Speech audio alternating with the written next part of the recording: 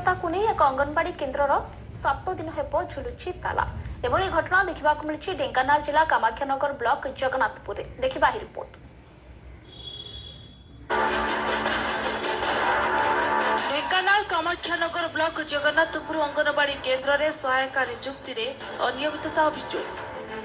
यह केन्द्र करी अंगनवाड़ी केन्द्र में 7 दिन हेब ताला झुलुची। अभिभावक और ग्रामवासी मिसी ताला पकाई ताला पड़ा पर भी शुणुना शिशु समन्वय विकास विभाग पुनः नियुक्ति नहेबा पर्यंत ताला खोल अभिभावक और ग्रामवासी।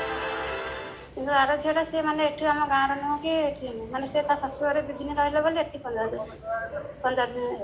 सी आप्लिमेंट से आसिक जॉइन कला आम जान आमको जानी ना मैंने मैंने सीडीपी मैडम आप्लिमेंट देके जॉइन कर कही सीडीपी मैडम कही जहाँ को माने लोक मैंने अधिक समर्थन करेंगे सी ही चाकरी पाइबे से दिन से शुणिले आम सब बहीचु सी मन मन सब ये पोस्टिंग करी आम सब अच्छु से डेरा पड़े एसडीएफ से दिन आसते 22 तारिख में नोटिस देते 30 तारिख में मीटिंग कले किंतु दुर्व्यवहार कले आम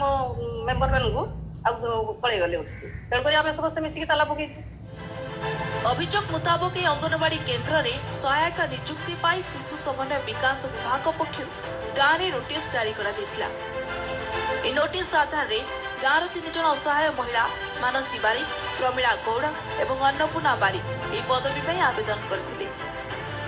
कामाख्यानगर सीडीपीओ और सुपरभाइजर पदवी चयन निमंते गाँव को जाते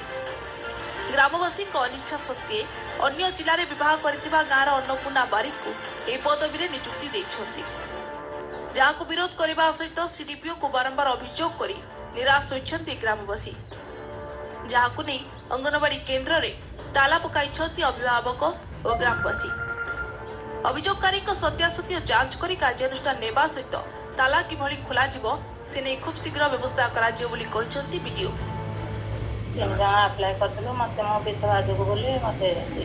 जेहतु से अपॉइंटमेंट ऑर्डर दी मुझे लोक मान पचारि यार गोटे सह विचार करके गाँ लोक मत नहीं जा जोगाजोग करूँ ब्लॉक रे सीडीपीओ पाखे पहुँचू जिलापाल पाखे पहुँची निष्पत्ति निहाती भाव में चेष्टा करी सेठिकार जी लोकल मोर सरपंच रही पीआरआई मेंबर रही डाकी और जो मैंने विरोध कौन विरोध कर डाकिक आम केम कौन हम समाधान कर।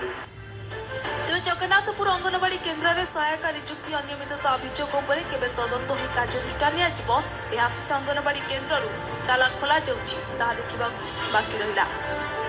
कामाख्यानगर सुमित्र कुमार साहू रिपोर्ट नक्षत्र न्यूज।